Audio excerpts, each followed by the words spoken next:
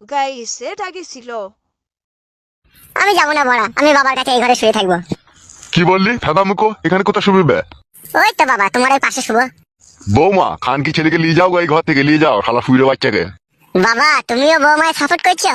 যাবে ফেদা কপাইলে ছোঁড়া, রাত হয়েছে একটু ঘুমুইতে দেবে আমাকে।